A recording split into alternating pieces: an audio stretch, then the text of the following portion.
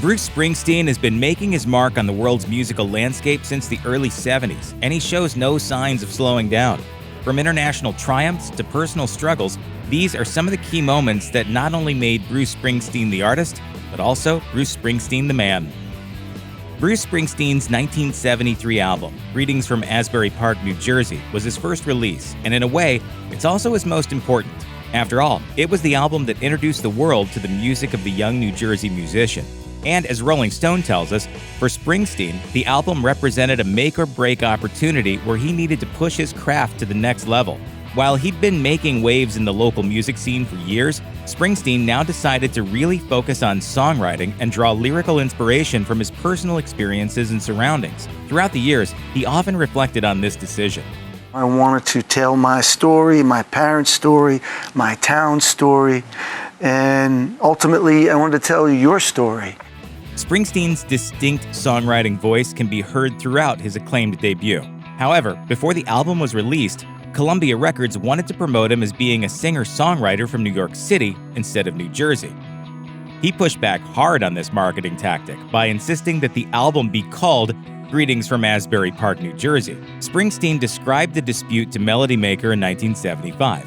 I said, "Wait, you guys are nuts or something. I'm from Asbury Park, New Jersey. Could you dig it? New Jersey." I said, "I want this on the album cover." They fought and fought, but we finally got it put on. During the making of 1975's Born to Run, Springsteen was haunted by a feeling that it was his last chance to make anything of himself. As Rolling Stone reports, he wasn't just being paranoid. His record company had undergone a major personnel shuffle, and the people left afloat weren't particularly supportive of him at the time. So he was quite possibly justified in thinking that he faced a do-or-die situation. With no real backup plan if he failed, Springsteen reacted by driving himself and the E Street Band into the ground during the arduous process of recording the album. The painful sessions took so long that the album's namesake single had been out for 6 months by the time they were done with the rest of the songs. Springsteen was so exhausted that he started hating the record and actually threw a copy of it in a pool after hearing the mastered version for the first time. Fortunately, Springsteen would soon realize that all of the hard work was actually worth it. Born to Run became one of the most praised and enduring rock albums ever released. Bruce Springsteen is the kind of guy who makes artists half his age go pale when they see his touring schedule and concert lengths. Some of his shows in the 2010s have been known to last up to 4 hours. However, Springsteen has always put 100% into his performances from day one. As Ultimate Classic Rock tells us, the boss made his name as a touring workhorse and masterful performer during a stage of his career when he wasn't well known nationally. This wasn't only to give concert goers a great show, it was also to help grow his audience. Like, if you want it, you better go take it. You better go work for it, you know? And that's what I'm interested in. After the success of Born to Run, Springsteen experienced a major career crisis. He'd spent close to 3 years lingering in limbo thanks to bitter legal struggles with his manager and was restricted from playing live. By the time he was free to get back on stage, Springsteen felt he had to sell himself to the public all over again, which he did by taking his band on the road and playing over 110 concerts, with each show averaging just shy of 3 hours apiece. And he wore his heart on his sleeve for every single one of those seconds. The raw emotion Springsteen displayed, along with the sheer quality of his tunes, won the public over, and by the time the tour finished, the boss had cemented his status as one of the most electrifying performers in rock. Plus, I want to give people something that they're hopefully never going to forget. You know, I want to do something that feels epic to them. Bruce Springsteen's 1980 double album The River was a critical and commercial success thanks to its well-rounded collection of songs that balanced profound stories, heartfelt ballads, and upbeat rockers. The album even included a radio-friendly hit titled Hungry Heart, a tune Bruce Springsteen originally wrote for the Ramones. Following up an act like The River was never going to be easy, and Ultimate Classic Rock tells us the boss originally intended to stick to his winning formula with another stirring rock album. However, he soon ran into a problem. His new songs, while powerful, were dark and moody, and the rousing rock of the E Street Band was a bad fit for them. Springsteen had recorded his new songs on a portable 4-track cassette recorder in his bedroom. The acoustic demos captured on that tape had a raw emotion that he found much more impactful than the finished versions he and the E Street Band were tinkering with. As a result, Springsteen decided to take a creative chance and release his lo-fi solo takes as his next album. The end result was 1982's Nebraska, an introspective, no-hype work that The Guardian ranks as one of his top 5 albums.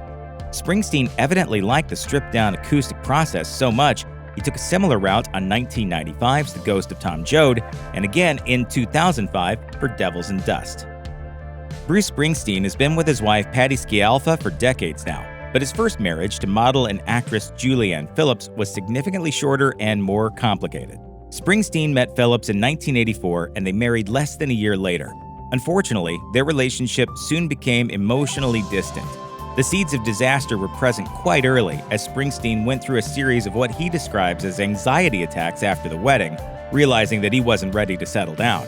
Their marriage was essentially over just 2 years after the wedding, and they finally divorced in 1989. In his 2016 autobiography, Born to Run, Springsteen places a lot of the blame about the way things went wrong with his marriage squarely on himself. Before Scialfa, he used to have a tendency to end his relationships after 3 years at most, due to his difficult childhood, which rendered him unable to accept that his partners could genuinely love him. In his book, Springsteen expressed that he feels sorry about Phillips getting the brunt of his unhealthy attitude. He wrote, "I deeply cared for Julianne and her family, and my poor handling of this is something I regret to this day. I failed her as a husband and partner." Rock stars and unhealthy relationships go together like peaches and cream, but Springsteen has fared much better with his second marriage than his first, and all it took was marrying a bandmate. Throughout the Born in the U.S.A. and Tunnel of Love tour, Springsteen found himself growing closer with E Street Band member and longtime friend Patti Scialfa. This eventually led to them becoming an item. Unfortunately, Springsteen was still married at the time. The affair was one of the main factors in the end of his first marriage. Despite the less than optimal start of their relationship, the boss found Scialfa to be his perfect partner.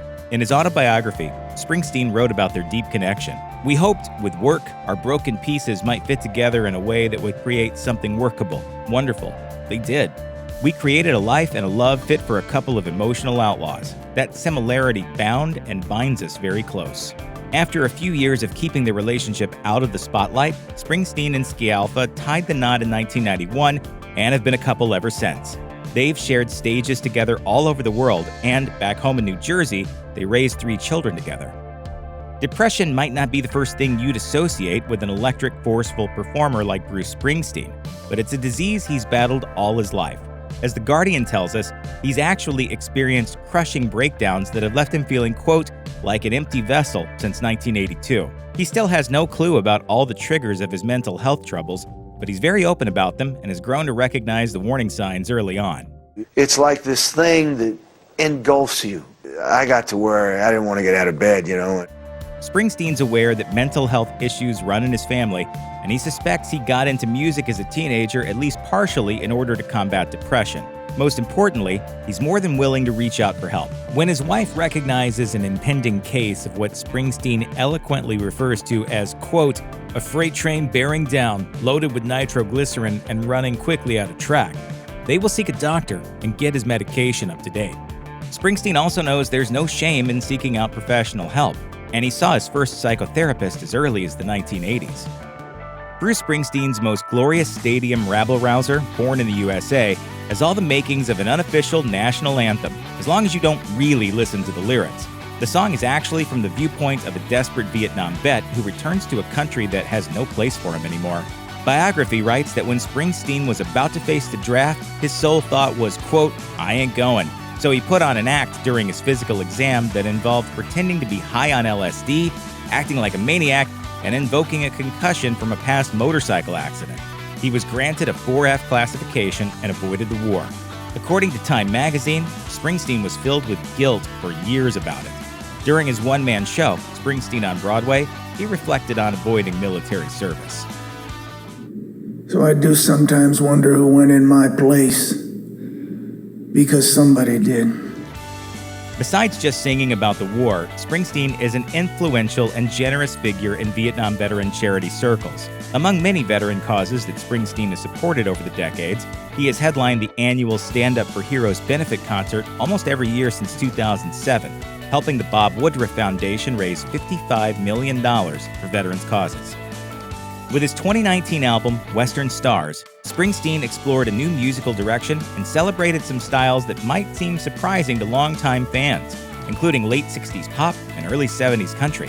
Also, instead of the relatively pared-down arrangements of his previous solo albums or the bombastic sound of the E Street Band, the album is heavily orchestrated. The sound of Western Stars is influenced by such classic artists as Harry Nilsson and Glenn Campbell. Lyrically, Springsteen has populated Western Stars with a series of characters who are down on their luck or a little past their prime. He told Sunrise, "But if you fill those songs and those characters with enough authentic emotion, it resonates with your audience." Springsteen opted against touring in support of the album, but luckily for fans, he released a feature-length movie of the entire album being performed live. More than just a simple concert film, the movie was shot in a 100-year-old barn on Springsteen's property and featured an orchestra. Also, between songs, the film includes vignettes of Springsteen discussing his life and philosophies against a backdrop of home movies and shots of him exploring the American West. Variety praised the film, saying, "In Western Stars, Springsteen spins his confessions into a beautiful and haunting tone poem. It's a moving testament to how much Bruce Springsteen has still got it." While most fans only care about Springsteen's music, some folks can't help but wonder about this international celebrity's financial worth. According to Forbes, Springsteen's net worth in 2016 was a cool $460 million, which made him the 14th wealthiest celebrity in the U.S. His most impressive asset is perhaps a 200-acre horse farm in New Jersey that's valued at $10 million. However, Springsteen's current fortune isn't the most impressive thing about his financial history. That honor goes to the sheer touring revenue he's generated over his many decades of life on the road. Between the 1970s and 2016, his various tours have grossed an estimated $1.5 billion. Of course, Springsteen isn't the type of artist who measures success by wealth or awards. Through the years, though, he's also received every type of honor imaginable. In addition to being one of the world's best-selling artists, he's won Grammy Awards, Golden Globes, an Academy Award, and a Tony Award.